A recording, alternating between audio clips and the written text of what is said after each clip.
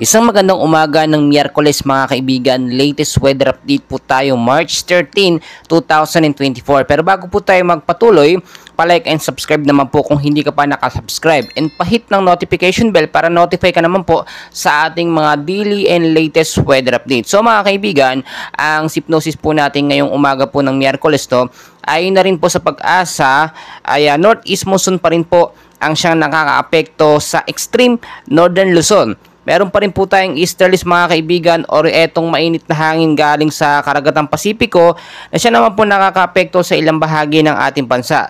So latest forecast weather condition natin ngayong March 13, makinig po kayo mabuti. Yung mga area po na babanggitin ko, yung apektado po ng easterlies at ng northeast monsoon. Sa area po ng Caraga at Davao Region, maulap po na panahon ng mararanasan dyan sa hapon. Posible po tayong makaranas ng mga isolated light rains, rain showers, or thunderstorm pagdating naman sa gabi. Dulot po yan ng easterlies mga kaibigan. Posibleng impact po nito ayon sa pag-asa yung pagbabaha po sa mababang lugar at landslide naman doon sa mga landslide prone area. Sa area naman po ng Cagayan Valley, Cordillera Administrative Region, kasama na po ang Aurora mga kaibigan, maulap din po na panahon ng mararanasan dyan with isolated light rains to heavy rainfall sa gabi. Dulot po yan ng northeast monsoon or etong hanging amihan. Wala naman itong significant impact, pero tulad ng aking sinasabi, lagi pa rin po magdala ng payong jacket, kapote kung kayo po ilalabas na inyong mga kabahayan.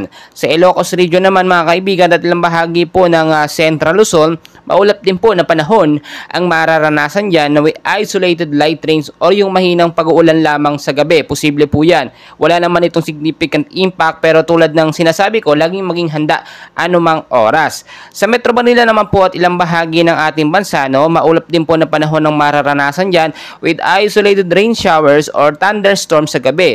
Cause po ito or dulot po ng easterlies at itong mga localized thunderstorm. Ang impact, posibleng pagbaha sa mababang lugar sa Metro Manila. So ngayon pa lamang, linisin na natin yung mga esterot canal na siya nagiging main cause po ng pagbabaha. Mag-ingat din po kayo sa mga landslide prone area, doon sa matataas sa lugar. In case magkaroon ng malakas na pag-uulan, maging handa po tayo. Mga kaibigan, nasop na wala pa naman pong bagyong binabantayan sa loob ng Philippine Area of Responsibility. Pero sa labas ng PAR, may mga kumpol ng kaulapan or posibleng cloud cluster, minomonitor po natin yan. Baka po ito kasi ay isang LPA or baka maging bagyo. Dahil nga ayon sa pag-asa, posibleng isang bagyo ang pumasok ngayong buwan po ng Marso. So mga kaibigan, patuloy ko po kayong update. And please don't forget to like and subscribe.